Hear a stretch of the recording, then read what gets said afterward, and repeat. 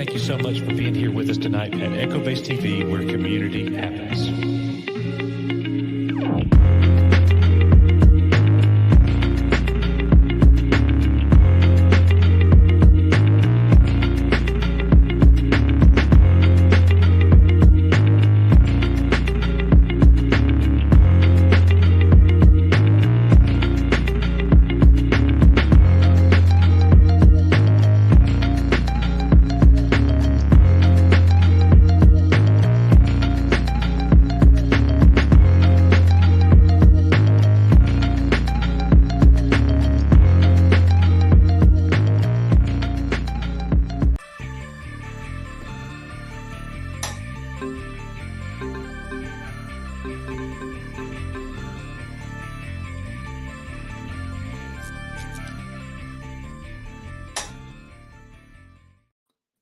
Welcome back, EBN folks. EBN Cast episode 10.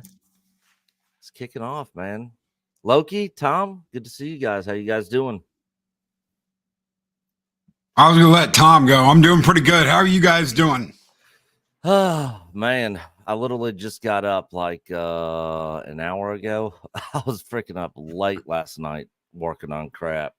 So I'm actually a little bit tired, but other than that, I'm doing pretty good. WDW Pro is going to be our special guest today. He should be along here shortly, but real quick, let me just say that there's 4 ways you guys can support us here on the EBN Cast. First one is EBN memberships. We do a live stream on the last Sunday of every month for all members. Our Patreon page, where we post tons of stuff over there that YouTube will not allow us to post here. It's all categorized and organized. It's easy to find since they started the whole collections thing. Our brand new merch store, where you can find some good stuff over there. And then, of course, super chats if you guys want to be a part of the conversation or hear us give our thoughts and opinions on something that we might not be talking about. But that is the 4 ways you guys can support us here on the channel. Retweet too. Retweet the stream, guys. Yeah. If you got social media, hit that out on Facebook, on Twitter, on your Instagrams, and all that stuff, man. Yeah, I posted it out on Twitter, but I do not have Facebook anymore. It is Neither do I. it has been deactivated, so and I deleted the app from my phone. I would literally just spend like hours on there just scrolling through stuff, and I'm like, man, I waste too much time on Facebook. Plus it listens to you. I'll be talking about like dog food or something, and then I'll start getting all kinds of ads on dog food. I'm like, yeah, I'm getting rid of this app. Twitter's doing the same thing too. I bought some Oakleys and I was talking about that on the show, and suddenly all I'm getting on Twitter is Oakley ads. Not surprised. I'm gonna go ahead and kick off this first topic. We'll let Pro chime in when he gets here. But I saw side scrollers actually hitting on this, and I found it interesting. Tom, Loki, have you seen this? No, I haven't. Yeah, I seen this a while back, and this is a really good clip here. Yeah. I thought it was interesting. I thought it would be a good conversation. So this is Matt Damon on pretty much movies today versus how they were done back in the day. So let's go ahead and listen to this, and then and we'll talk about it. Wow. So I think a scenario lots of viewers can relate to is sitting on the couch on a Friday night, going through the streaming services, cycling through the movies and thinking to themselves, they're not making movies for me anymore. As somebody who's been intimately involved in movie making for 30 years, what are the macro Hollywood conditions behind that sentiment? Well, so what happened was the DVD was a huge part of our business, of our revenue stream. And technology has just made that obsolete. And so the movies that we used to make, you could afford to not make all of your money when it played in the theater because you knew you had the DVD coming behind the release. And 6 months later, you'd get a whole nother chunk. It would be like reopening the movie almost. And when that went away, that changed the type of movies that we could make. I did this movie Behind the Candelabra, and I talked to a studio executive who explained it was a $25 million movie. I would have to put that much into print and advertising, right, to market it, what we call P&A. So I'd have to put that in P&A. So now I'm in $50 million. I have to split everything I get with the exhibitor, right, the people who own the movie theaters. So I would have to make $100 million before I got into profit. And the idea of making $100 million on a story about like this love affair between these two people, yeah, I love everyone in the movie, but that's suddenly a massive gamble in a way that it wasn't in the 1990s when they were making all those kind of movies, the kind of movies that I loved and the kind of movies that were my bread and butter. By the way, these were all great. So that was the clip. You know, and this kind of goes back to the pretty much death of physical media.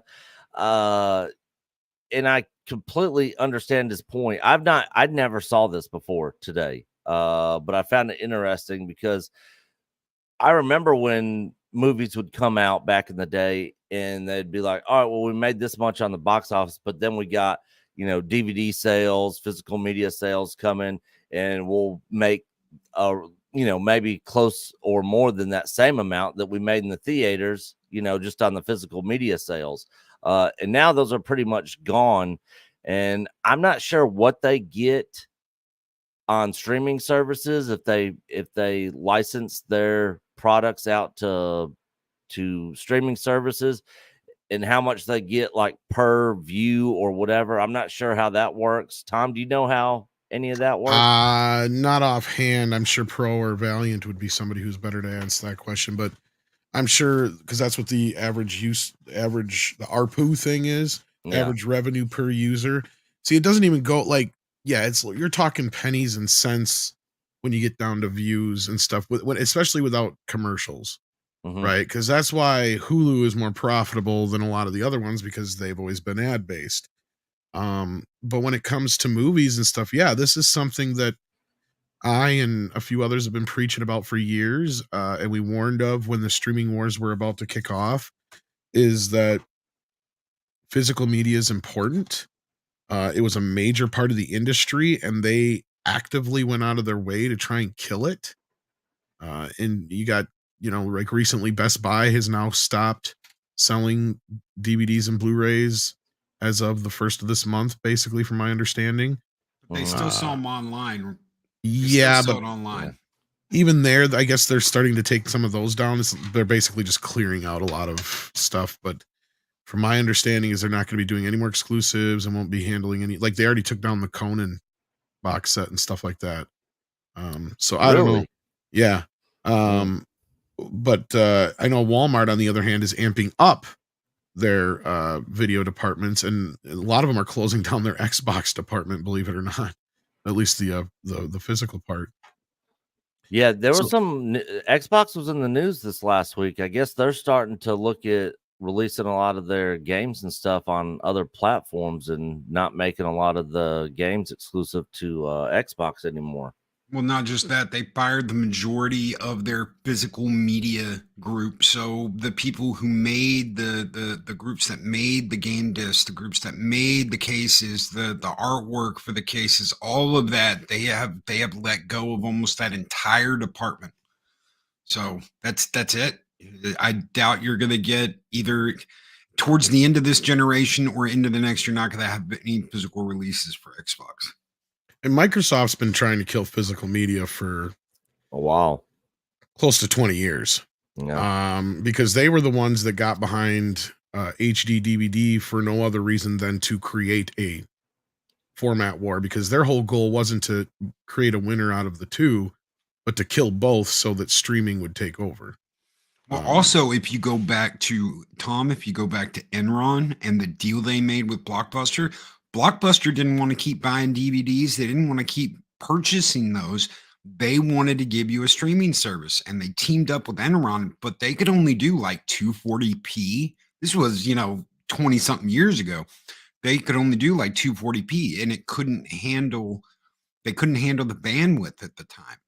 So Blockbuster had teamed up with this idea with Enron to just get rid of and do streaming, and Netflix is the one who really picked that up and actually did it. Well, and Blockbuster could have bought Netflix real cheap back in the day too, and they Oh, passed good that. God, yeah. Yep. Uh-huh. Yes, they could have. They're probably hating that mishap there, looking back on it. But hell, I remember when Netflix first came out, and it was like, yeah, you can go on this site and you can basically order a movie. They'll mail it to you. You watch it, and then you mail it back. I'm like, why do I want to deal with packaging and shipping and waiting when I can just run down to Blockbuster or something and just go rent a movie immediately and have it immediately? So there was two sides to it, yeah. And then when they brought in the streaming aspect, that really kind of changed things, even though it took a little while to take off. But no late. So I remember when they first got it, they had hardly anything on it. But yeah, no late fees was their big sell. Yeah. You don't have to worry about late fees. You can just mail it in, and we'll mail you the next on your list. Well, there was an asterisk next to that too. But either way, like, yeah, and I mean, I worked at Movie Gallery at that time, which isn't Blockbuster, Gallery. but close enough. Coach used to work at a Movie Gallery.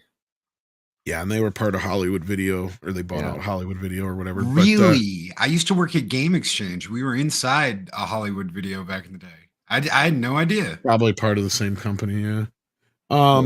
But like, yeah, it just, and for some reason, the studios, instead of hanging on to, because that's the thing that didn't make no sense to me, was videotape was a wonky system, okay? Mm-hmm. It cost a little bit more to produce, actually a lot more to produce than discs do.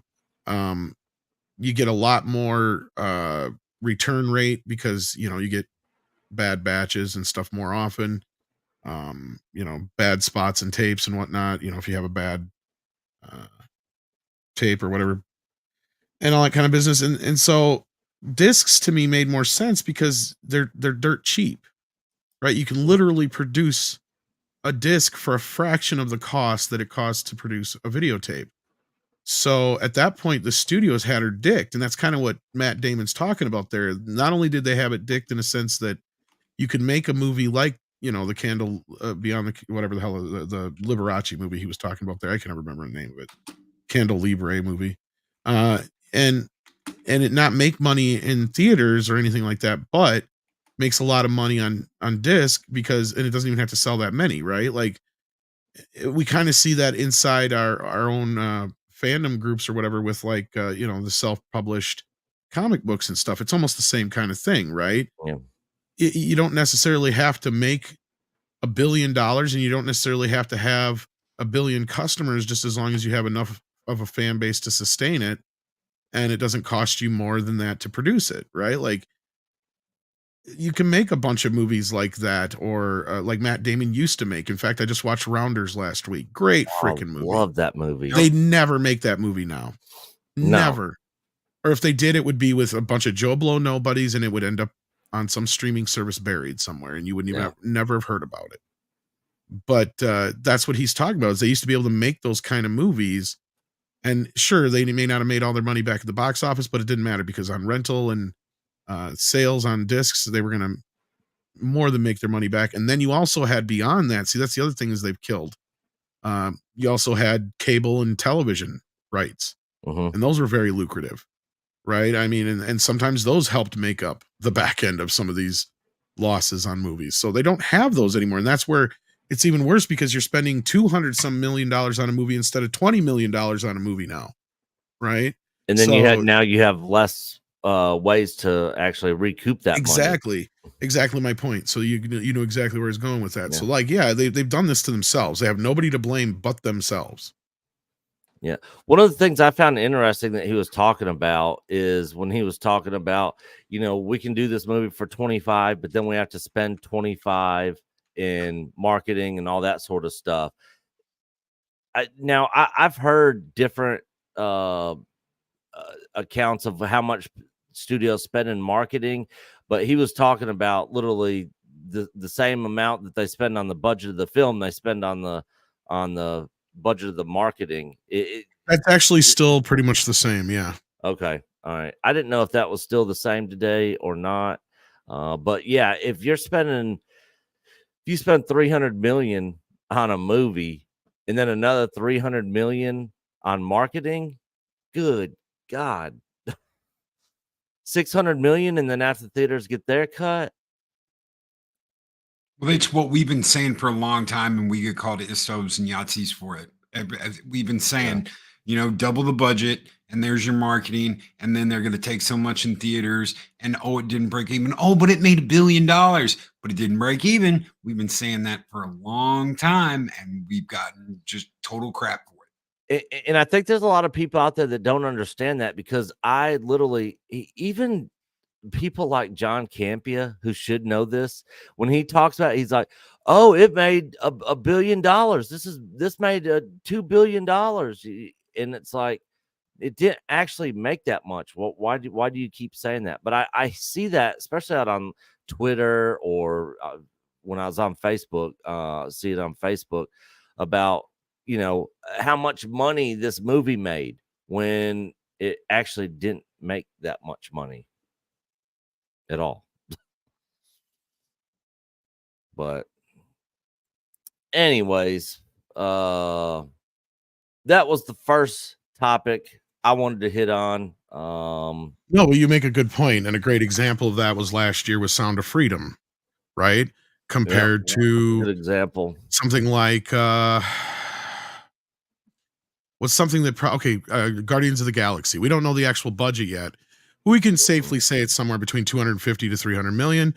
And as Loki was saying, they spent close to that probably on marketing. So you have to triple your budget to make your money back after you factor in theaters and all that kind of stuff.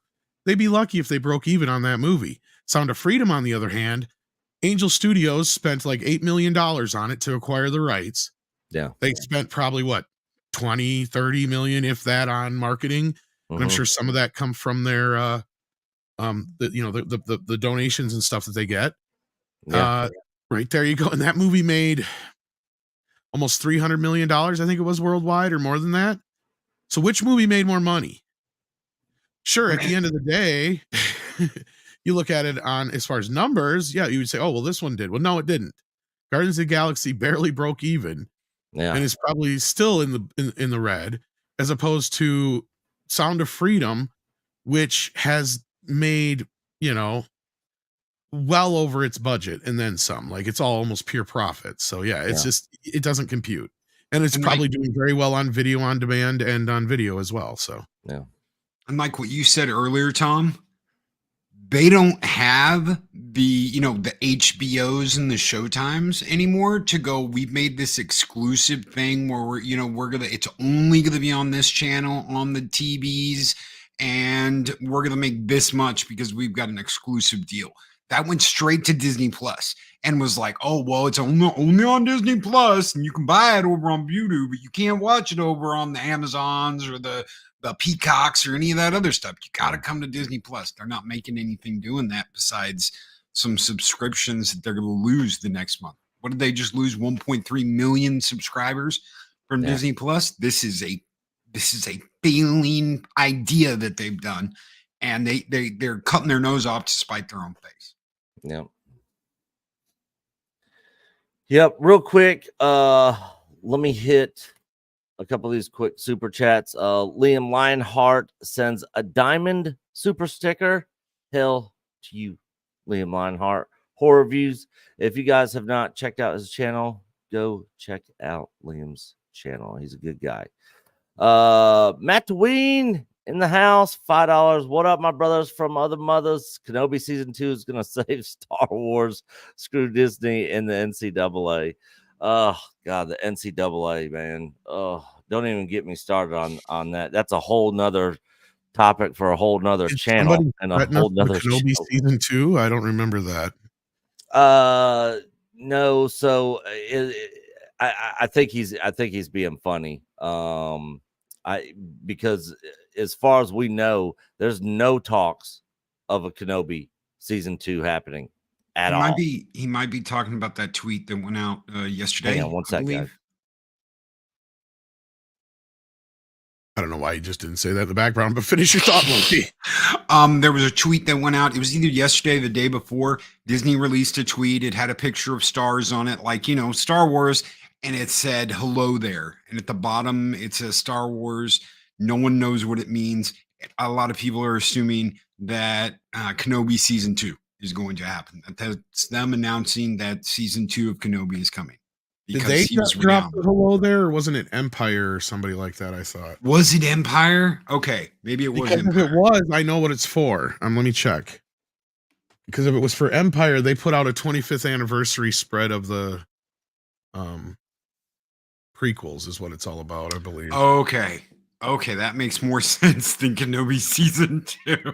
Yeah, let me see if it was them who initially put it out. I'm trying to remember because I did see that. I know what you're talking about, but then. Today I've seen this Empire did this big, huge thing where they're doing a 25th anniversary of the prequels. Tom's right. Yeah. Aiko 3 and Madoween. Yeah. Tom's right. Yeah. Oh, okay. Yeah. All right. Well, thank you. I didn't have to go look for it then. Enough people have confirmed it.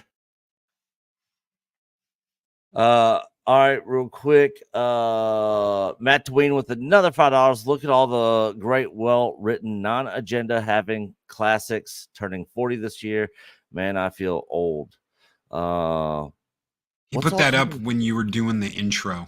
He had that up when I was doing the intro. Yeah, all those awesome movies. Yeah. Yeah, there's we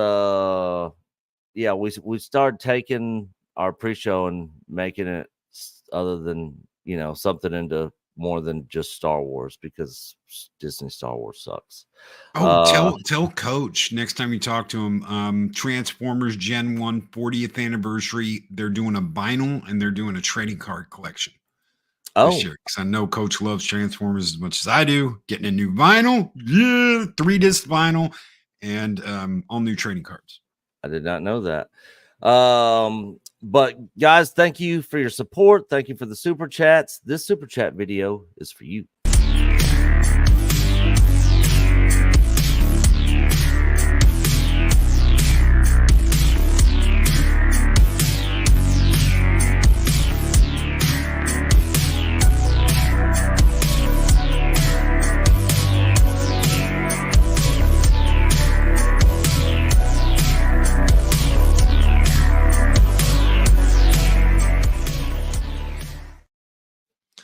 There he is, WDW Pro. Hello. The EBN Cast. Well, what's going on, Pro? I gotta say, it feels nice being here. Yeah, the little crumpets, the little biscuits you had in the back room. Very nice, very nice. I appreciate it. We try to please. We try to please where we can. It was fancy water. Trumpets. Oh no! Next, you'll tell me that Dasani is not a French beverage company. And those other things, they used to be hot dogs. They look like beef jerky sticks, but they're not. I stuffed a bunch of them in my car and was going to use them as a Super Bowl treat and say I made them. I'm still good enough for the guests. No. Real quick, Pro, before we move on to Loki's topic, and Pro actually has some breaking news that just dropped, guys, that we're going to hit after Loki's topic. By the way, I've never been on with Stone Loki, to my knowledge. Now, maybe we were on with a very large panel, but want to say hello to you, sir, and nice to be on a panel with you for the first time. Hello, sir. It's great to be on a panel with you. This is the first time. I can't remember streaming with you at all on anywhere else. If I have, God help me. My memory's shit lately. We both have dementia if we've been on for a 24-hour marathon live stream at some point in our past. But hey, people can go places with dementia these days, I hear. Yeah. Oh, yeah. Oh, yeah. No the places you'll go and never remember. Yeah. Yes. Loki, you actually did a 24-hour stream once, didn't you? Yeah, it was for the DC fandom event. That's the only one. I'll never do it again. Everything went wrong. Nobody got along. Everybody was fighting in the background. Never, ever again will I do a 24-hour stream. Yeah. It was Mike's idea. Script, Paul Chatto, 24-hour marathon. Let's do it. I think we can handle that. What could go wrong? It was all Mexican Iron Man's idea. It was all his fault. # blame Mexican Iron Man. You should have known. He's not a YouTuber. Remember? Right? He doesn't know what he's doing. Oh, hi. Did I There mention he that is. Mexican Iron Man is a brilliant genius behind the scenes who empowers every single channel you love, folks? Yep. Well, That reminds jumps me out of of my windows. topic for today that has absolutely nothing to do with Mike. If you click on the 1-2 above that, I finally picked my topic for today. I want to know, where do babies come from and how do I stop them from being dropped off at my door? Asking for a Mexican friend who's not Mexican Iron Man, I swear to God. Oh Lord. It used to be from a Cabbage Patch, but now it's the closer to the border you are, the more babies you get. You stop that. You stop that right now in the chat. You wait. Yeah. Dang it, Tom. Okay, that was my second one. If it was, real quick, Pro. I don't know if you were listening and heard our first topic or not. Coming in blind, I'll have to admit on this one. All right, that's fine. So we watched a clip of Matt Damon talking about why movies aren't why a lot of movies are not made the way they were back in the day, and he was talking about, you know, a studio could basically spend $25 million on a movie, another 25 on marketing, you know, and then maybe it doesn't make all the money back on the box office, but then they got all the physical media, DVD sales, all that sort of stuff. And now, since all the physical media stuff's pretty much going away and everything's going to streaming, you know, studios aren't gonna take that gamble on something since they don't have that physical media revenue really coming in anymore. Just quick thoughts on that. It's really interesting. I'm familiar with that dialogue he had. It's interesting because right now and up through the last few years, there was no direct correlation between streaming and success. So if you had a property, now you could ballpark it and you could say, well, Stranger Things is successful because it's trending everywhere and people are watching it. That's driving subscribers to Netflix. But you couldn't correlate that to an exact amount of money that the program was making. You could just say, well, it's successful and therefore it's good for Netflix. Yeah. Same thing with Squid Game, same thing for Wednesday. You get the idea. What's changing now, although Damon's still right about this because it's not going to be sufficient, I don't think, for almost anything to justify it. But what's changing is that advertising is coming into this. And that's why the announcements from Disney yesterday, 2 days ago, it's hard to keep track of it all, 2 days ago, was so fascinating because essentially what the Walt Disney Company did in their earnings call, which, by the way, was a brilliant earnings call. Terrible quarter, brilliant earnings call. That's a more complicated topic.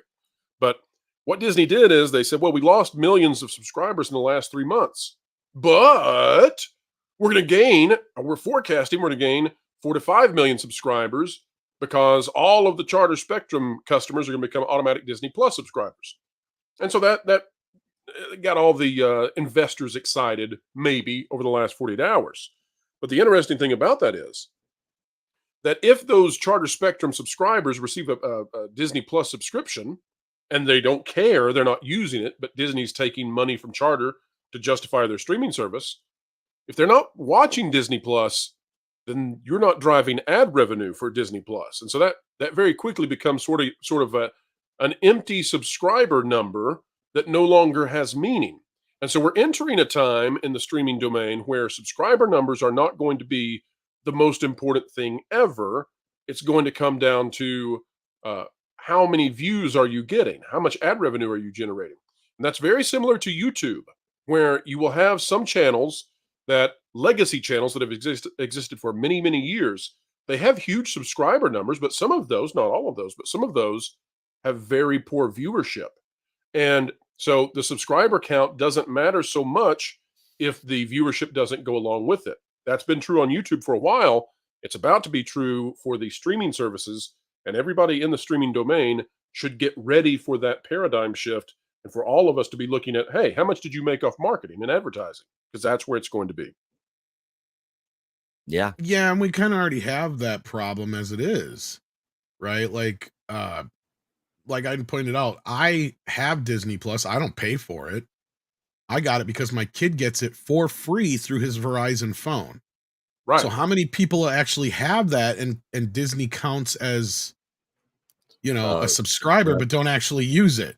Well, and the thing is, with Charter, what they're going to do, Tom, is they're going to take your Charter subscription that you're paying for, if you're a Charter subscriber, and maybe down the road they'll do this Comcast as well, although I don't think Comcast wants to throw them an assist.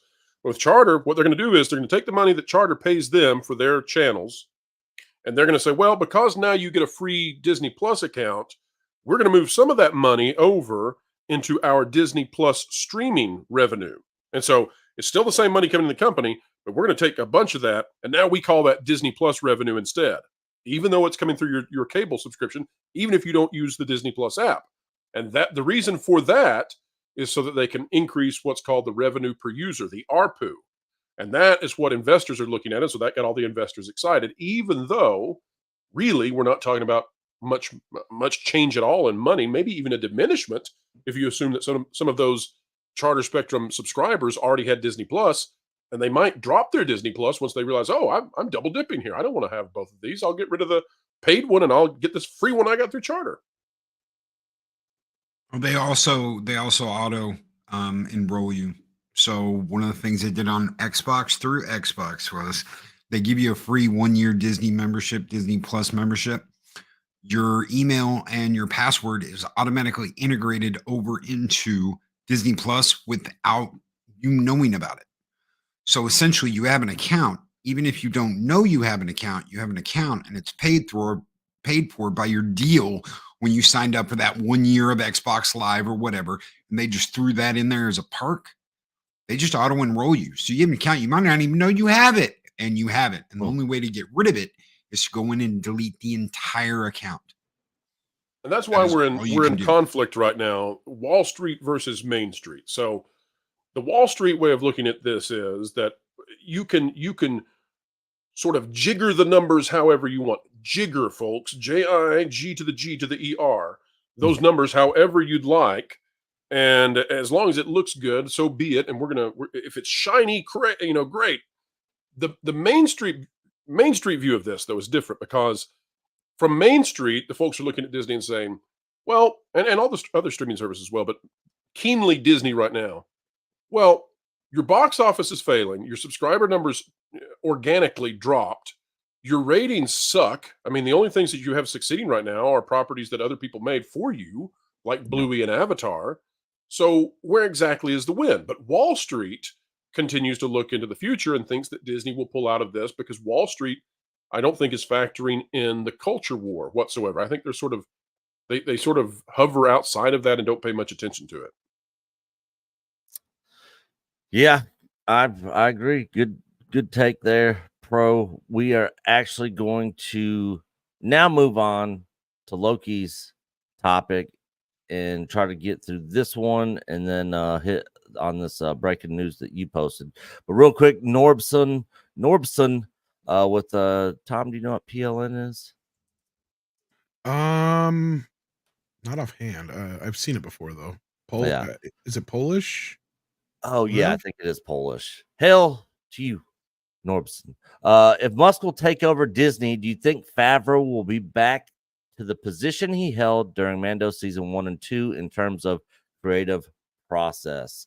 Real quick, if Musk took over, I think Favreau would probably have a conversation with him and tell him all the issues that he's had the entire time he's been there and what he wants to do. And I think Musk would probably keep him on. Thoughts, Pro? I think that Musk is not interested in taking over Disney, but if he did, in some way, he would have to empty out the studios, and in the interim, until he could find sane people from the middle of the country, not because that's the only place you can find sane people, but because the studios have been utterly corrupted. And by the way, Disney already knows that, because they have moved the Moana production to Vancouver, which really says something when Canada is more sane right now than California. But that's where we are, folks. That's where we are. Trudeau and all his minions are more sane than the Californialites. But all of that said, the only way that Musk, if in the 1% chance he took over Disney, the only way he could succeed is to do what he did with Twitter, which is to empty out the studios, offload the studio efforts to third parties like Netflix does, and then slowly rehire people and try to bring others back, maybe try to get John Lasseter again, those kinds of maneuvers. Yep, I agree. Mr. Buttcrack Media, for $2 Canadian. Does someone need me to clean up some poo? Hail to you, Mr. Buttcrack Media. Poo D2. Well, and Norbson, thank you guys for those super chats and for your continued support here on EBN Cast. All right, Loki, what do you got for us today, good sir? Mostly everybody is going to remember the tweet, what I call the tweet heard around the world, which is the tweet that got Gina Carano let go from Disney. They did not renew her contract. They did not bring her back for more Mandalorian. And that tweet was very simple. I'm going to read it out here. It says, Jews were beaten in the streets, not by the Yahtzee soldiers, but by their neighbors, even by children. That is true. That is what happened, because they had a media directing everyone, pointing their fingers at these people, saying, bad, bad, bad, evil. This is why your existence is horrible. This is why we're in a giant depression. This is why you don't have any food. They're the reason. She said, because history is edited. Most people today don't realize that to get to that point where the Yahtzees could easily round up thousands of Jews, government first made their own neighbors hate them simply for being Jews. How is that any different from hating someone for their political views? Now, she was accused of comparing conservatives to Jewish people in the Holocaust. She never said that. She never once said that. She never claimed that. She just threw that out there. She'd been throwing a couple of things out there. She had talked about the beep bop boop because she had the trans community coming after her. That is why she actually got fired, Loki. If you want my honest opinion. Yeah, I know. I agree. It is the beep bop boop thing, and because she wouldn't play ball and do the full on apology where she took the where she actually, because she wouldn't do the apology the way they wanted to, because she didn't want to say that she was being transphobic, because she wasn't. And go through the whole mind-wide reprogramming process. Yeah, exactly. And I think that's what got her fired, actually. I think that other thing was just something they used as a scapegoat, basically. And that's exactly, I absolutely agree with you. Because as we've seen with recent politics, what's the easiest way to get people fired up and eating each other in Hollywood? Basically go against the Jews. That's all you got to do. And you'll get them fired up right now, which we've seen that in the last basically few months here with all the stuff that's been going on or whatever, politically. But anyway, I just wanted to point that out. Sorry, go ahead, Loki. You're all right, brother. No, I absolutely agree with you, Tom. I think it was the straw that broke the camel's back. It was the cherry on top of the cake. They got tired of dealing with her. They got tired of the beep bop boop thing. She said unequivocally, I am not making fun of anyone. I am not hating on anyone. I just will not be bullied. And when did it become a crime to say, I'm not going to be bullied and I'm not going to be pushed around, especially from a young woman in this country? What ideals do we uphold in this country? Well, freedom of speech, freedom of religion. If you want to change the government, you change it. You have to change it from the inside, though. And that's what a lot of people do not realize today, is that our government follows a constitution. It's a constitutional republic. You can call it a democracy all you want to, but in reality, it's a constitutional republic. We have to uphold those principles and those ideas. Those are our rules of law. Disney has not done that. Other companies have not do that. Remember, Tom, back in the day in the 90s when it was like, damn the man? Damn the man. Who's the man? Rage Against the Machine was huge back then. The man's the government, the man's the corporation, Authority, the man's your boss. Yes. Yep. And what did they do? They put white in front of that so they could make us fight amongst each other instead of paying attention to who the real man is. That's the thing that's changed. That is exactly what has changed. And let me tell you guys, if you want to know how despicable Lucasfilm is and the villainy, the vile hive of nut jobs that live over there, consider this for a moment. Lucasfilm, the kind of woman they want is Leslie Headland. The kind of woman they don't want is Gina Carano. The kind of 100%. woman they will celebrate is Leslie Headland. The kind of woman they will persecute and put in danger is Gina Carano. What would they do to you? Weird. Yeah, no, and there's a connection here because as we've come to find out that Leslie Headland played a role in the cancellation of Gina Carano as well. Yeah, and that GoFundMe. I'm sure she had her say behind the scenes as well. Yeah. And they even talked about how when they were all on set eating together and Kennedy was there with them, Kennedy made a comment saying that one's going to be a problem, talking about Gina Carano. Like, she's not going to fall in line. She's not going to be one of our sheep, that's going to do our bidding and go along with what we're doing. Well, you know who did someone's bidding and what they were doing? Leslie Headland did it for who? The guy who's in jail right now. Yeah. That reminds real me. Good. Loki, that reminds me, and I'm sorry, Nick, but I got to take over your stream just for a moment to say, go ahead. Anybody out there, if you have ever been assaulted by Harvey Weinstein or been put in a position to be assaulted by Harvey Weinstein and Leslie Headland took a role in that, please speak out. Thank you. Yes. Yeah. 100%. Because there's no way she didn't know what was going on. She was his secretary. And Lucasfilm. Feel free to clip that and put that out there in the ether, guys. I've been saying that on every stream I've been on, by the way, just because I want to spread the word as much as possible. 100%. She was the personal assistant at the same time that these recent documents that were released regarding that island and the man who was on the island, the same time that Weinstein was contacting him, she was the personal assistant. So we didn't know that until just this past few months, that she was there. We don't know what she knew, but she was the personal assistant at the same time that they were palling around. So close proximity. Yeah, I'll tell you this much. I don't know what she knew either, but I'm sick and tired of watching the media grill all these men that knew Harvey Weinstein and going, well, why didn't you do anything? Why didn't you say anything if you knew anything and blah, blah, blah, blah, blah. And a lot of them just say the same thing. It's like, well, we never really knew anything. We knew what everybody was saying, but we never saw anything specifically. You know what I mean? Like, why haven't they asked any of the women involved? Because I'll tell you what, that makes Leslie Headland worse than any of the men involved in this. And in fact, it makes her worse in some ways than Harvey Weinstein himself, because she is a woman facilitating other women to be victims. But Tom, it's okay if you're a woman that hates other women, because that's okay. That's because the force is female. The force is female, and it's that's okay to hate other side women. Of the female force. Only women can hate other women.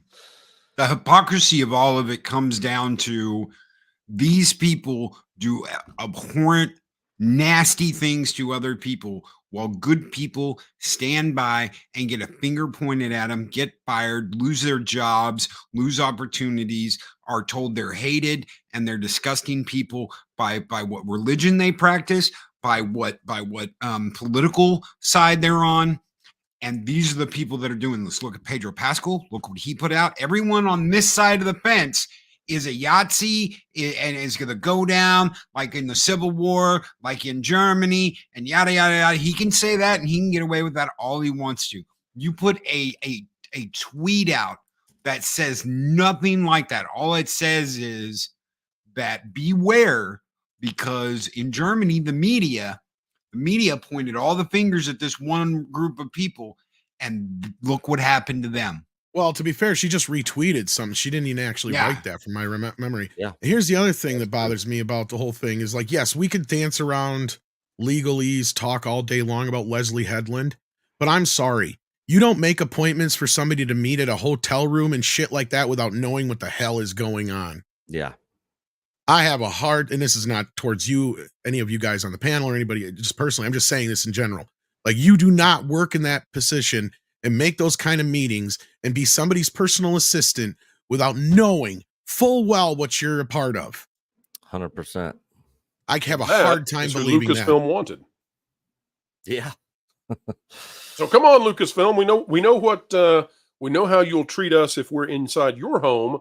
But come on, Lucasfilm, get in our home and teach our kids and instill these values in our kids. I'm just not sure I'm up for that anymore. I'm not going for a boycott, but given how the stuff that's coming out of the Gina Carano situation is just disgusting. I don't know if you guys had a chance to catch the interview she did with Glenn Beck.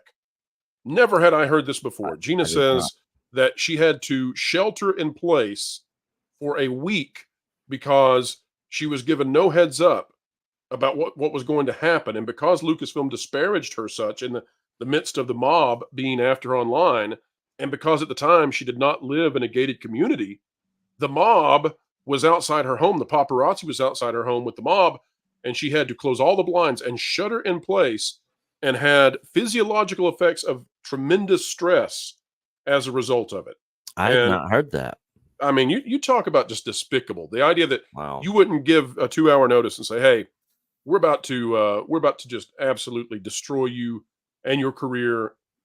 You might want to go somewhere for 2 hours so you can get away from it." These are the people that run the happiest place on earth, ladies and gentlemen.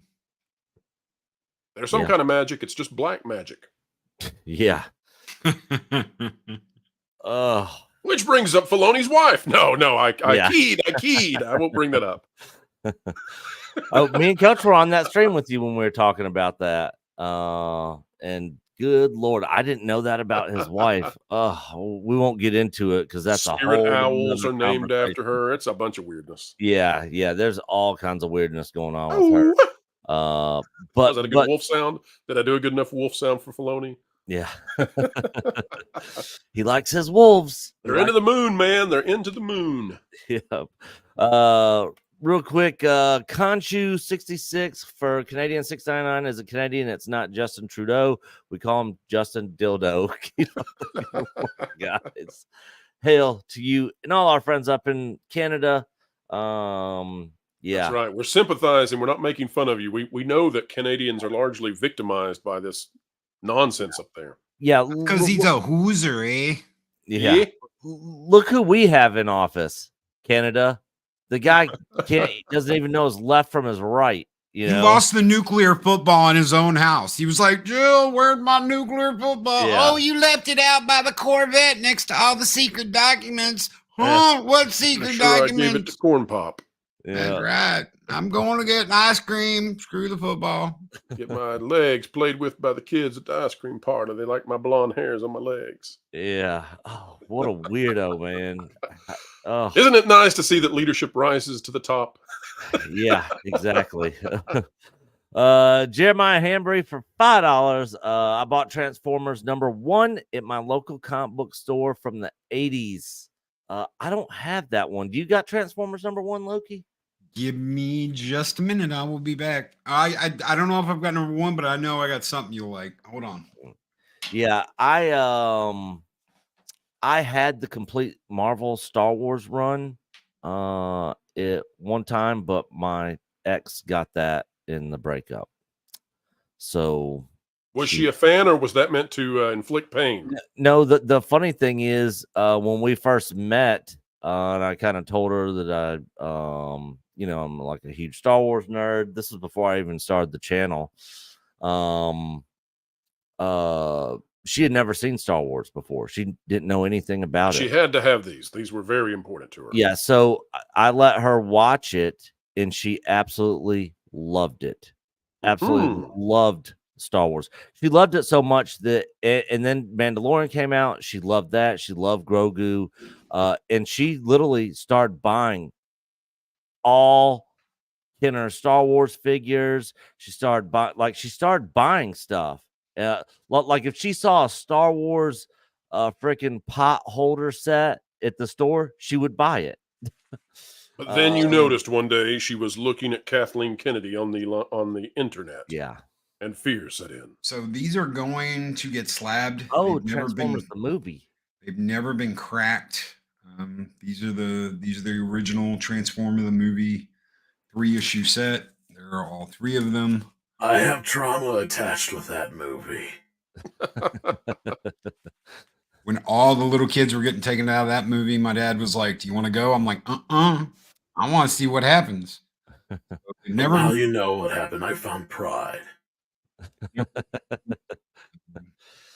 All original, not reprints. Yeah, I wish I wouldn't have sold all my comics, but I did. But I started buying them back. I started buying them back when when I started actually making some decent money. But I just bought the ones that really meant something to me, that I actually really liked. I just got Spawn 1 through 40, and they're all in immaculate condition. That was just a couple months ago. Real good price on them too. I think I paid like $20 for number 1, and I think it was like $10 to $5 for all the ones after that. It was nuts. All right, guys. With that said, we're going to move into this next topic, and this comes from that park place. I think we might know some people over there. You know anyone over there, Pro? I know a few. So Pro shared this out. Look how beautiful Valiant Renegade looks over there on that right side. Look at that fellow. Look. Every time I see this over here, I have to like put a piece of cardboard up to block his face, because I'm like, stop staring at me. What are you doing? Get out of here. Just put up Lizzo's hind end right there. Yeah. Did you see that last night? I need more Jabba no bata. Increasing the size of the sidebar. Valiant came on the stream last night and was showing the coach had not seen the Lizzo Jabba image with the big booty and stuff. So he shared it, and Derek Anderson on there was like, "Oh my God, please take it off the screen." And Valiant just left his screen share up, and coach just kept bringing it up last night. Zooming into the cellulite. Yeah, exactly. But anyways, I have not read this. Pro just sent this when he came in. Do you want to take us through this, Pro? Well, I can. Now you'll have to control it at the same time. I want to say, folks, that this I was in conversation today with John about how we wanted to handle this. I do know the source for this. I know the identity, but this one is, I don't want to say that it's 50-50, but this one we're not putting 1,000%, credibility on it here. It's something that we've received. We want to put it out there because we think it's probably true, but we're also being very careful. So The Mandalorian season 4 getting scrapped will be the end of the series on Disney Plus. That's the rumor. And the rumor came to us from someone who has been right. And here's why I'm hedging a little bit. Okay. The reason that I'm hedging a little bit and why the article is hedged is because we're worried right now because of how big things have gotten with Gina Carano and some other things, that there might be those who would send us false information or send our sources false information that would lead us astray. So that's why. That said, the reason that we were willing to go forward with this article, even in spite of that, the chances right now of false information very high.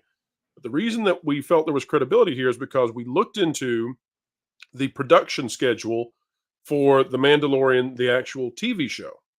Now, we could be wrong on this, but once this information was sent our way, we had heard, and I mean, there were documents out there that showed that The Mandalorian allegedly was going to go into TV streaming production, the show, in February.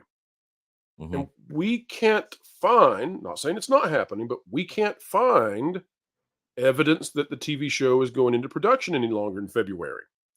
Now, that's peculiar. And we believe, based on the recent reports, that The Mandalorian, the movie, and this comes from, I believe this is documents where they were putting out calls for cast and crew to come in, be hired, and work on the production. So we believe that the movie's going into production in June. So when this individual reached out to us, a source that we've had in the past and has been right in the past, who we believe is associated directly with this, when we got word that they might scrap the entire TV, the season 4, and just do a movie, when we looked and said, well, now, wait a minute, there might be something to this, because if it's not going into production this month, like they said, that gives them March, April, May, and that's it. So that's why we've run the story. But I want to say, again, we put it out there in case it's true. We're also at the same time saying, listen, we know that right now there's plenty of incentive for Disney to try to discredit us and throw us false info. But that's where we are. That's why we ran the article. Pro, can I ask the source? They're not named like pink mongoose or brown falcon or any stupid shit like that. No, right? we no aviary. We know the Okay. identity of the individual, and it's a real name, and we know we're very confident that we know exactly what they do, and they don't have access to the greatest secrets the world has ever seen, which sits below the sword of Damocles and shall be released upon the world once Zeus himself strikes lightning upon their heads. None of that stuff. It's a person who is engaged in the movie, and so that's it. Just checking. Thank you. Yep. So, Well, I mean, oh, go ahead, Tom. I'll just say my observation of this whole thing, and I mean, I'm just like, we all kind of assumed that whatever was going to be for season 4 would probably be put into the Mandalorian movie anyway. I think we all kind of figured that when we heard that announcement. I mean, it made sense, especially when we're hearing about Ahsoka season 2 before we've heard anything about any more Mandalorian. And what we have heard about Mandalorian going forward is, if anything, it's going to be what's her face, Katie Sackhoff's character anyway. Yeah, Bo-Katan. Yeah. She got tired of sitting on that concrete recliner. Too much of it. She needs a TV. That's the quest. Go get something to go watch. So I think there's probably Girls. some truth to this. I can see this being accurate with it just basically becoming the movie.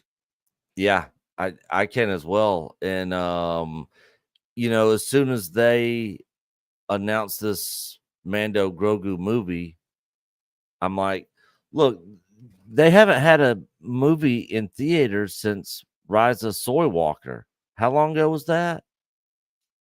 2019. Yeah. And production in early 2018. Yeah, so what was that? 6 years now? Or 5 years now? And by 5 years since release, yeah. Yeah, since release. And then by the time the movie actually comes to theaters, they're looking at this Mando Grogu movie coming out, what, 2026? They're aiming for the very end of 2025 is what they're aiming for. I wonder if JJ will have done a movie by then. So let me tell you another thing about this that might pique your interest. So one of the things that Disney is trying to do, and this is for the investors, is they are doing everything in their power by the end of this year to show that Disney Plus was profitable. Now, the way that you might do that, Tom, you're going to know where I'm going with this, but this is fascinating. And if Mike is out there listening, really, this is interesting stuff.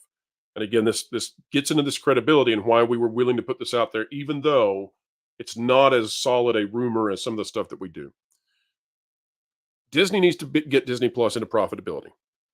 They need to do that by the fourth quarter because that's what they've guided towards for all of their investors.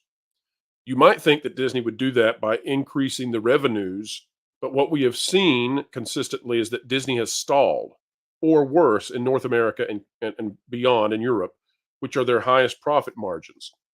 So what is the other option you have for reaching profitability with your streaming service? Well, the other option that you have is that you can absolutely reduce your content output to almost nothing. One way that you could do that is if you didn't even make a season 4 for The Mandalorian, because whatever you do now with the movie gets to go into the movie production budgets, and it's not part of Disney Plus, and therefore you can show that Disney Plus is profitable because you're not expending this year. And The Mandalorian would have to go. They'd be doing the same thing with Moana, I suppose, too. Yeah, I see where exactly. you're going. They cut the Moana show. Now it's a movie. Now it's out of the Disney Plus category. You're exactly right, Tom. That is the strategy here. Same thing with Lilo and Stitch. Remember, they said they're going to move Lilo and Stitch to movies. That's right. That's why. And then they'll kick those back into Disney Plus after what, 12 weeks after they come out of the box office, maybe shorter than that.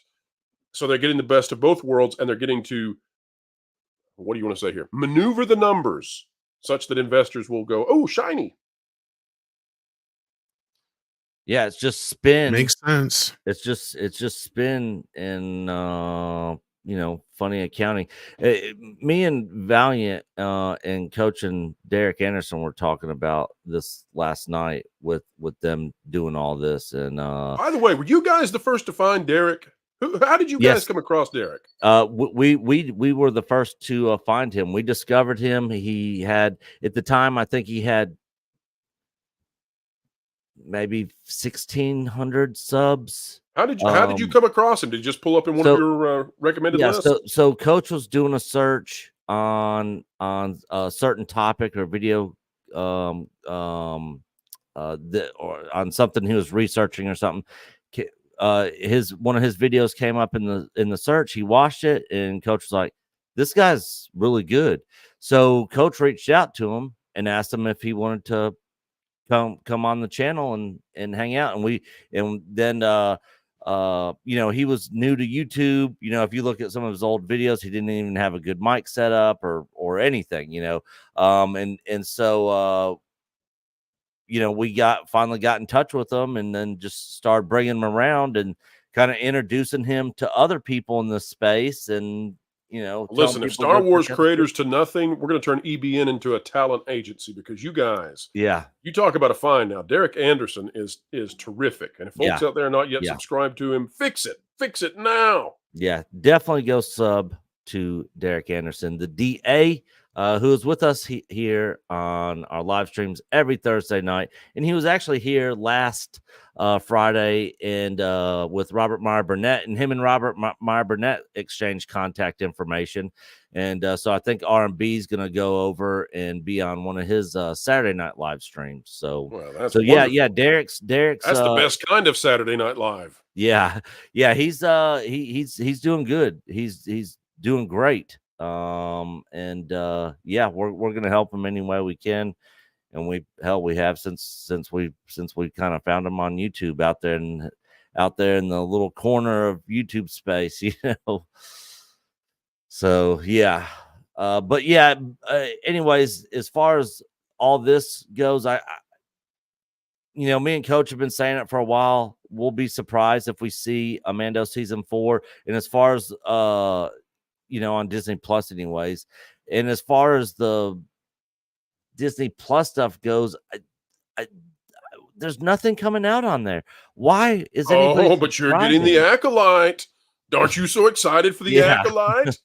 Of all the projects they could cancel, they'll never do it to Leslie. Yeah, literally the only people I know that subscribe to Disney Plus are people with kids who can go back and put on old stuff, like the old Spider-Man animated series or the old X-Men animated series, or old Disney classic movies. Something that's literally the only reason they have it. They're not watching any of this new stuff out there at all. None of this new Marvel shows, none of the new Star Wars stuff. They literally just got it for their kids to have them watch old school stuff we grew up on. Nick, I've got an idea. Would EBN partner with the WDW Pro channel and that Park Place? And heck, Tom, you want in on this? You want in on with Midnight's Edge? We don't have to ask Andre. We'll give you executive power over this decision. I think it would be funny if we put out a poll, or put out a what do you call it when you the petition? I don't know what. We'll have to pick a website out somewhere that won't cancel us, but I think it would be funny to put out a petition to have Cara Dune put into Fortnite when Disney has their little Disney Fortnite game made. Oh, that would be freaking hilarious. You know how they did Save Splash Mountain? Let's be the change that we wish to see. Let's start something. Let's see if we can get up to like 10,000, 20,000 votes for Cara Dune and get some articles going with that. That would be fun. Yeah, what's that? I think Loki knows. What's that website where people can start petitions, Loki? I've heard you talk about Change.org. Change.org. Yeah. I don't know why you're looking at me. I don't ever bring that. Yeah, when I posted I thought you said something about change.org on when I posted that. Oh, here it is right here. Yeah, when I posted that trailer the other day, that's exactly what one of my followers said to the trailer, Ben Obi.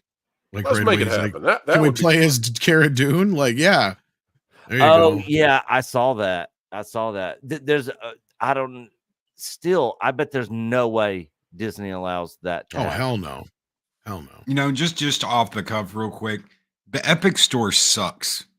Yeah. They can make some good games, but the PC store for Epic absolutely positively sucks. It is one of the worst stores. The only store that's worse than that is Ubisoft, the Ubisoft store. And even that, it's easier to find stuff in the Ubisoft store than it is to find stuff on Epic. Yeah. Epic's a pain in the ass to deal with. They do not, if your game isn't configured right, it'll just crash your desktop. Sometimes you have to go in and configure things yourself manually, You don't have to deal with all that crap with Steam. So if Disney wants to waste $1.5 billion going to the Epic store, by all means, please go to the Epic store because it's already trash anyway.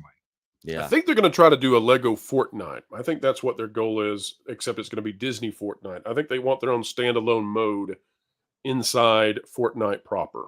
I think that's what they're aiming after.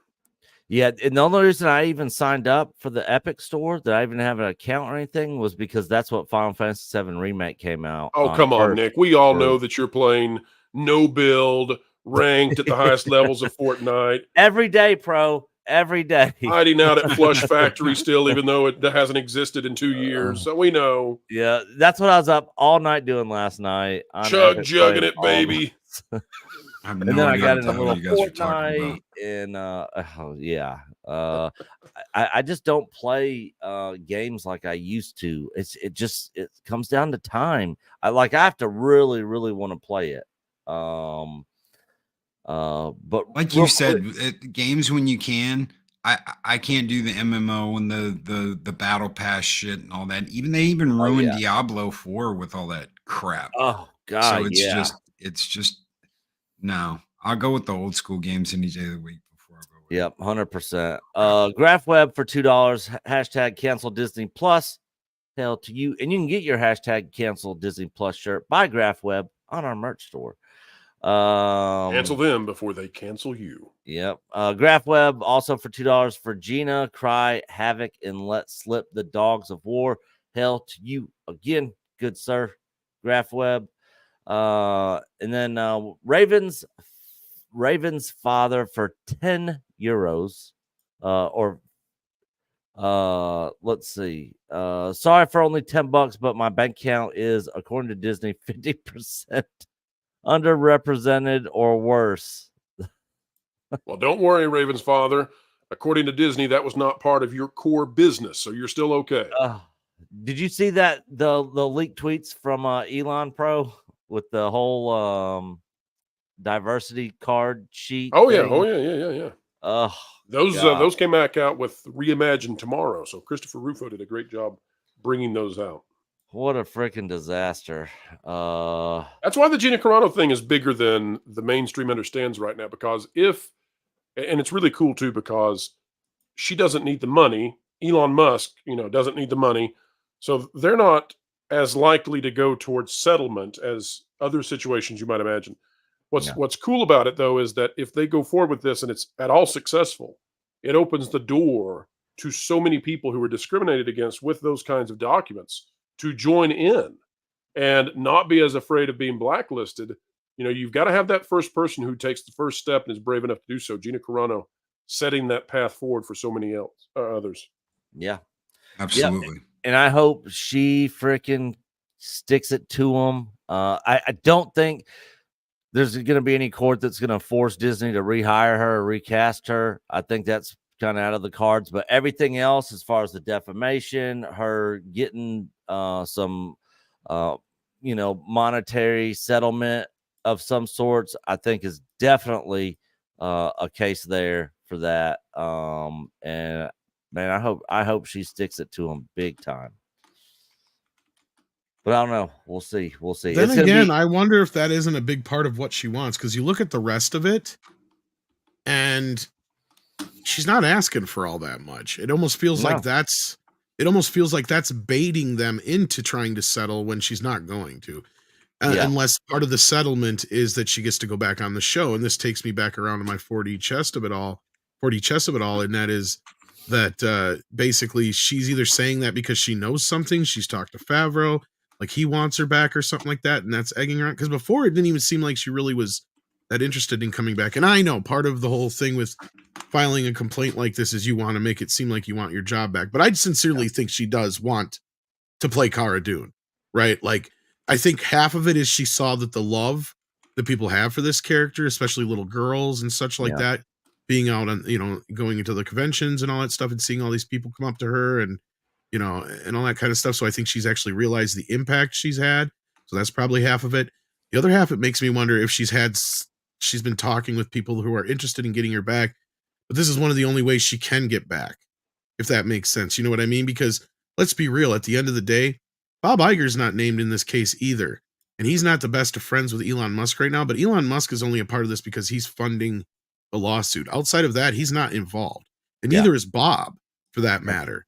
But what this does put Bob in a position of is if this goes south real quick and Kathleen Kennedy is made to look out to be the monster that we know she is, he's not going to be left with a lot of options, especially when you're facing a sexual discrimination case where the main perpetrator is a woman.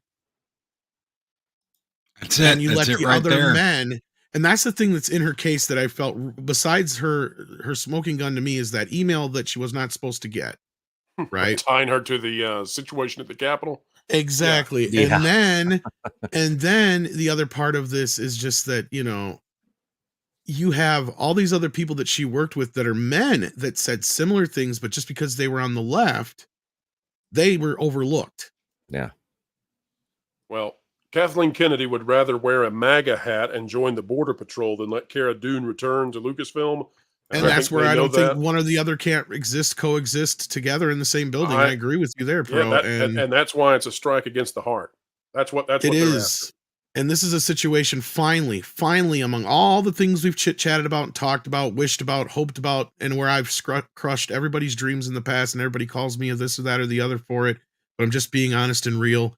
There's Who calls you nothing? Well, you know, where I've said that Kathleen Kennedy could literally walk up to the Magic Kingdom and take a dump on the front steps naked and scream, "I am the god of the world," and they wouldn't do anything but say she had a bad day. Yeah. Now you're facing some legal issues that are going to be that are very public, especially when you have a situation where somebody's built their whole last few years of their career on the idea that they're trying to, you know, build up women in entertainment, right? When all she did was fire one of the strongest women in entertainment. Yeah. So this is a big strike upon Kathleen Kennedy that even she can't get out from underneath, and that Bob can't ignore, and that nobody else can ignore, because that's the thing. She was untouchable, but it's getting to the point where she's not getting so untouchable anymore. Especially if this goes south for her, right? Like that's the thing that I see here is a big deal. And I mean, I'm just spitballing here, throwing shit in the wind, but she is part of this case. She is president of Lucasfilm, and this is a very public thing now. And there's email trails. And sure, she was part of that. She was part of that struggle session request.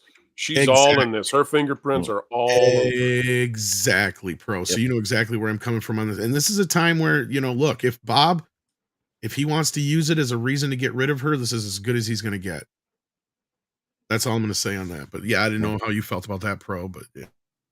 I think we're in simpatico. I think this is the effort to either dethrone Kathleen Kennedy or take them straight to trial. I don't know. I don't have any insider information about this one. So I'm going to, I started to say that's something. the only way they settle, though. Well, I was going to say something that would be insider. So I can get you out of this. Basically, that's the only way a settlement works, right? Is like, they actually arbitrate a settlement and they realize that, yes, she gets her job back. And the only way that's going to work is if Kathleen Kennedy, Leslie Headland, and Pedro Pascal are out of the fucking building. So let me swap over to a different thing where I could say I don't have any inside information. I think that if they go to at least Discovery, then Gina Carano gets exactly what she wants and what she we wins all want instantly. That's right. Yeah, even if she loses, she wins instantly, and that's what Disney doesn't want. Exactly, and they're in a real pickle here because usually what Disney would do is flood you with cash and say go on and be quiet. Elon Musk has more money than they're worth, so they're completely disempowered from their typical strategy. And if he teams up with Peltz. I think that's and that's the thorn in Bob's side bigger than this Gina Carano case. This Gina Carano case is just an annoyance, probably at best. Yeah. It's like a little buzzing mosquito around, you know. And now I'll say something that is not in that same category I listed before. I think that there is way more on the way, and I think they've got the goods. Yeah. All the emails. Because there's a reason why she hadn't shown those emails yet. It's all those emails. A lot of people screamed about that. Gina, why haven't she released emails? Oh, if these emails are so important, why haven't we seen them? because she walks into that courtroom and lays out all that, and they paint her as some old Yahtzee behind the scenes, like she's done all this bad stuff, and that's why they fired her when they don't have nothing. Oh, that's the ass in a court of law. There's a difference between the court of public opinion, which they have been using to get people fired, which they have been using to fix their wrongs, which they've been using to accuse people of shit, and a court of law. Yeah. Well said. Yeah, this is kind of like the Johnny Depp case, but not exactly, because this is not going to get televised to my best of my knowledge. No. But we'll get things trickled out over time, the court papers and whatnot. Things will get out there. And as you've noticed, the media has not been able to ignore this one, right? Like they kind of ignored her being fired, or if they did do any stories on her being fired, they went along with the narrative. Yeah. Now, if you go and read all these stories, since Elon Musk is behind this, it's a little bit different. Bit different. I mean, they're actually admitting some things in there. They're not really jumping to the instant conclusion of that they were before. I've seen the tone change a little bit. Especially when you read the case through, it's kind of hard to argue. Like I said, I mean, this is what Disney's going to argue through and through, is that they did not have a signed contract, and emails don't mean shit. Promises don't mean shit. I mean, yes, that's true to a point, but there's more to this than just verbal promises or email promises or what have you. This was a very public announcement, and I know normally that still doesn't mean shit, but at the end of the day, there's more to this than just being a part of a show. This was a orchestrated cancellation, and I think she's got the proof. So, and if she doesn't have all of it, and exactly, and not only that, the Discovery will make sure that the rest of it matches up. Let's be real. Yep. And if there's any shenanigans, it's going to come through. And Disney is not going to look good in this situation, I don't think. Nope. Real quick, Lou Capadona, who cares? Disney Star Wars sucks. Beholden to DEI. 100%. Absolutely. Olaf Van S for €6. Covered it on Pro Show or HCast. They want their own metaverse. As Iger discovered, kids like playing games. Little late, trying to get Disney in there too. Yeah. So what Olaf's referring to is what was it, Pro? 1.2 billion they dumped into Epic. 1.5. 1.5. Okay. Yeah. For this Fortnite stuff and this, I guess, metaverse they're going to try creating. I had so much fun with that banner when Iger said that he had looked at the demographics for Generation Z and X and Y and Alpha and yada yada yada yada. And he had discovered how much they play video games, and so I was handling the banners and the Chiron for Valiant during a show during that time. So I just typed in the bottom and let it run at the bottom for a couple minutes. Bob Iger learns how popular video games are. It actually prompted me to write. Oh, he's so dumb. Write this. Well, what kind of dumb shit did Bob say this week? He's quickly replacing Grace. Yeah. The little Grace Randolph segment we have on Mr. H on the HCast. What is Grace up to lately? What's she come up with lately? I don't know. We haven't had a what dumb shit, as Grace said this week. Oh, she said some dumb stuff over the earnings call, actually. She was just. You remember those Garfield plushies with little suction cups on them? We need to get a Gina Carano one and get like an air cannon and fire one of those on her window that overlooks Central Park. Didn't she screw up and say something along the lines of the Suicide Squad Kills the Justice League is great DC comic book storytelling, hearkening back to the day when she did comics. Now, obviously, she's talking about reading because she never did comics. She never created a comic. She never wrote a comic. She reviewed all the cut scenes. Yeah. She didn't actually play the game. And she was, she was just praising the story heaps and bounds. Like, it's just like, what? Yeah. And that's why so many people have put in mass refunds for that game. That's why Grace is not allowed to own a vehicle. It's because if she saw traffic coming towards her, she'd drive straight into it, thinking that was the right way to go.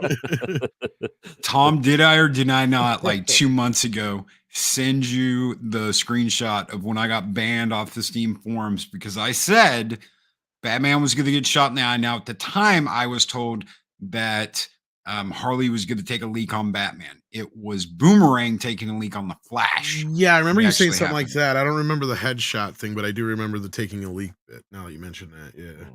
So yeah, this is shit storytelling at its finest on the level of what Disney did to Star Wars. But I get sent like 20,000 things a day, so you'll have to excuse me. Yeah, and speaking of games, we're gonna go ahead and wrap up here, guys. But I did want to hit one more thing here. Pro and Tom probably aren't gonna have a whole lot to add to this, but I know Loki will. This week, I told you not to sell Mary Kay stuff on the stream anymore. Good Lord, man, let it go. Not interested. This week, Final Fantasy VII Rebirth demo dropped. I actually played through it. This is my most anticipated form of entertainment across the board of anything: music, movies, TV shows, anything. I'm more hyped for this game than anything else this entire year. God, I want to give a spoiler for that one scene alone when he's yeah. But this thing is going to be huge. This is probably going to get Game of the Year. Can you ride a chocobo yet? Are they giving you chocobos? Yes. It's about darn time. You do get them in this game. And the cool thing is, once you go through this Nibelheim flashback part of the demo, you actually get later on. They're going to update the demo with the Junon area where you're actually on chocobos and riding around. You know, the open world areas. You know, and you can how many more of these do we have until they wrap up the remaster of? One more after this, so it's basically a trilogy. And so one more after this one, but they got a lot of the stuff already in place just from the first two games. So I'm hoping that the third one doesn't come out 4 years from now, because that's how long we've been waiting on this one to drop. So hopefully it's not going to be a 4-year wait, but yeah, one more, and then that'll wrap it up. And now, I remember I had a friend who played Final Fantasy VII. I mean, just loved it, and PS1. he played. Oh yeah. He played it so far that he beat there were like 3 or 4 Titans. Were there 3 or 4 major enemies? Weapons. Yeah. So are they gonna add new content for the folks out there who want to keep playing and really go for the challenge? I'm sure that they said that you could get through this game, just the story mode, and probably a little over 40 hours. But if you want to do everything that there is to do, it's over 100 hours of. They already did that with 1 too, because me and Nick had, you have to complete so much stuff in the first game. Yeah. And you get to fight one of the ultimate weapons. That's one of the secret bosses. And then you get another secret boss with the inclusion of Integrate. Yep. So there are 2 big secret bosses in the game. Yeah, Weiss, which was that boss in the Intergrade, it took me over 100 tries. I could not beat him, and finally I did it. I got the right combination of materia and stuff, and I finally was able to beat him. So it's the only platinum trophy I have on PlayStation is Final Fantasy. You're not worried at all that some wokester localizer woke programmer is going to sneak in there and make sure that Tifa lives and Cloud kicks the bucket at the very end. And funny that you mentioned that, because Yellow Flash actually did a video on this talking about how the Japanese has abandoned woke, and because they saw what happened with Forspoken, and they're not signing up for woke, with Final Fantasy VII doing this remake and stuff. So yeah, the Japanese typically don't buy into the Western world's woke ideologies. Who would have ever thought Japan would be saving our values? Thank you, Japan. They did make a statement on State of Play that stated, concerning your choices with Cloud, that will decide the ultimate fate of a beloved character, whether that character lives or dies. There is a scene in the State of Play where you see Zax and you see Aerith together. Yeah. Well. That is very, I will be saving Tifa this time. Finally. That is very, very interesting. So yeah. It's it's huge. And Tifa, definitely Speaking of, one of the hottest characters in gaming of all time. But yeah, it's the I elbows, right? The elbows. It's really what does it for you, Nick. Oh yeah, definitely. Yep. There's What's the actually name of the backside of your elbow? Is it like they call it a weenus? Is that what they call that backside Yeah, I of your think elbow? so. Little Something flappy like skin. that. Yeah. Okay. He's a weenus man. Tom, quit playing with him. Leave him alone. So funny thing It was not playing with my weenus. I swear to God. Yeah, I told you to let it loose. So not that way, Tom. Not that way. No. Put it back. Oh my. Ah! Funny thing is slimed. the remake version of this, when it dropped on PC, somebody came up with a mod that had all the chicks in the game basically naked. So, and it's actually on YouTube. Nick was not seen for 1 month following. Yeah. Went on a camping trip.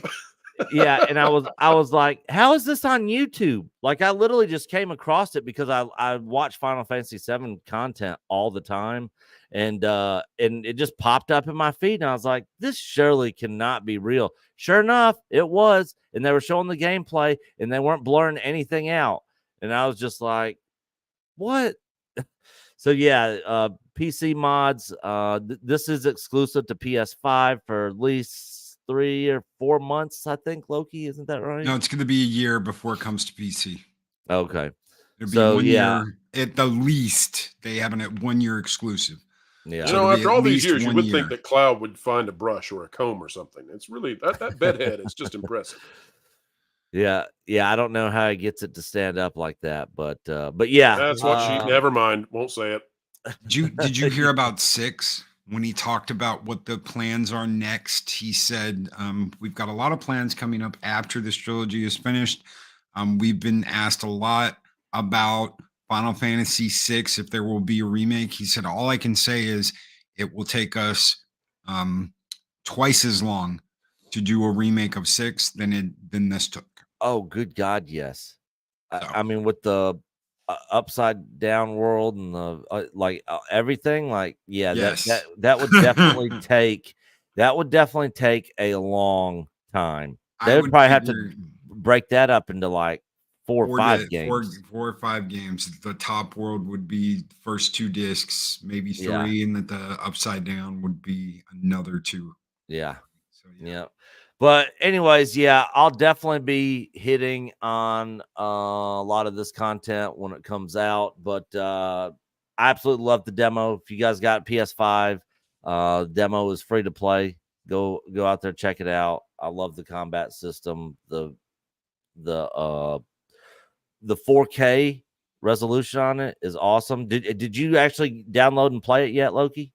Yeah, I'm about right here. So that's as far as I've gotten, but yeah, it looks great. Yeah, it is. So I highly encourage you guys, if you have not checked this out and have a PS5 and are into gaming, this is one of the best stories I've ever had the privilege of going through and experiencing of any form of content. And look at those sandwich graphics. How can you not have it, folks? You've never seen such a sandwich. But anyways, guys, that is going to do it for episode 10 of the EBN Cast. I want to thank our special guest today, WDW Pro. If you guys are not subbed to him, links are in the description.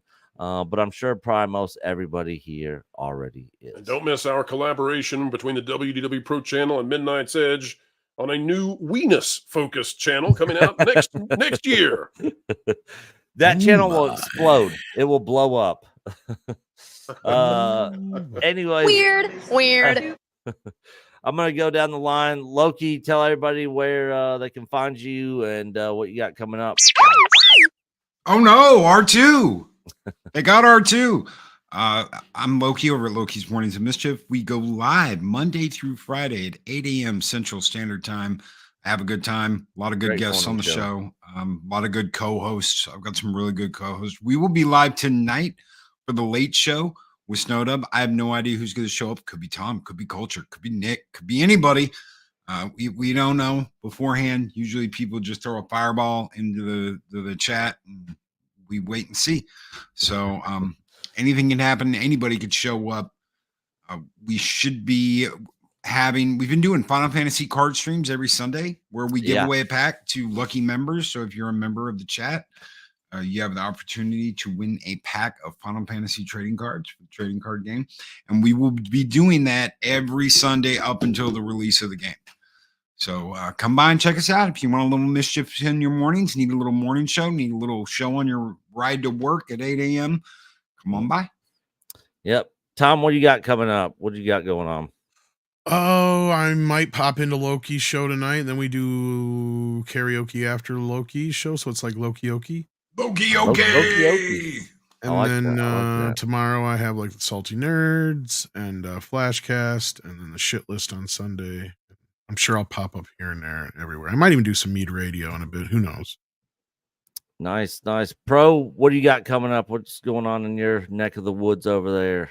Well, we're getting ready for more coverage of the Gina Carano situation, including whether or not this thing is going to trial or discovery or whatnot. We've also got major news going to be coming out on Monday. And let's see if I can say what it is yet. Let me look and see if I can say what that is real quick. Yes, I am allowed to say it. Apparently, there is a claim that Gina Carano was fired from Disney and that they had cause. And so we're gonna take a look at this claim that's going to be coming out. And well, you probably have an idea of what we'll think about it. We've invited Josh from Den of Nerds to come on to the Pro Show and push back. Josh has some different opinions and has made those known versus myself and Valiant, and made some comments in his live stream today about us. So we'll see if he's willing to come on and talk about those, and we'll let him have a chance to defend or attack, I suppose, and we'll see how that goes. Maybe it won't be quite the 180 that we saw out of Spencer when it came to Elon Musk the other day, which was something. I don't know if you guys saw that. That was, I've never seen anything like it, where Spencer, and I like Spencer, but he came out full-fledged, just Elon Musk is awful. He ghosted Gina. He ghosted Kara. And like 20 minutes later, after this massive rant, he in the private chat says, "Well, I'm about to eat crow." That was from the Gina Carano News broke. Oh, we read it live, and we said, "Well, guess you're going to be driving a Tesla soon, Spencer." Oh, Josh from Den of Nerds, he is a character. Oh, we'll give him a spot to voice his thoughts, but as always, of course, it's a marketplace of ideas on the Pro Show, and so we'll give our thoughts as well in a meaningful and intellectual way of fairness. But yeah, I think it's good to have other voices on, because a lot of times we'll get critics who they make claims, and you want to put those up for scrutiny in front of an audience and just say, let's have at it. Let's see who, and then let the audience be the judge. Yeah, we actually invited him onto our live stream with me and Coach, and he completely ignored us. I don't think he likes our takes on Star Wars very much. Well, you're bad people. That's what I've heard. We're the worst. Bad people. We're the worst. You need to get Derek to reach out to him. See if you can trick him with Derek for a little bit. Yeah. He'll be like, "Oh, Derek Anderson, I don't know this guy." Oh, yeah, I'll come on. Yeah, absolutely. And then me and Coach will be there. Be like, "Hey, what's up, Josh?" You just need to show up eating popcorn. Yeah. Just slowly eating popcorn. Sparta Chris nailed it. He for nailed $5. it. Yep. Disney shut down LucasArts. They shut down their own gaming platform. They tried going through EA. Now this, morons don't know what they are doing. 100%. They had LucasArts Gaming, who put out some great games throughout the 90s and early 2000s. LucasArts made great games. And then they had 1313 in the works. People were excited for that. Disney shut the whole thing down, canceled everything they were doing, and sent all the licensing over to EA, the worst gaming company on the planet. I'm just like, well, why would you do that? But yeah, they do not know what they're doing. And hopefully by the end of this year, our LucasArts documentary, narrated by Mahler, will drop by the end of this year. I got some on-location filming I'm going to be doing twice this year for that documentary, and we're going to finally get it wrapped up and finished. We've been talking about it for, like 3 years, which it's all completely my fault because I'm a procrastinator. But yeah, hopefully we will have that out, and by the time I'm finishing the editing on it, there might be another chapter there with everything going on with Disney and gaming. But yeah, that's gonna wrap it up here for episode 10 of the EBN Cast. Thanks again to all my panelists for being here and our special guest, WDW Pro. And as we always say here, you are Echo Base Network. Until the next one, we'll see you guys later.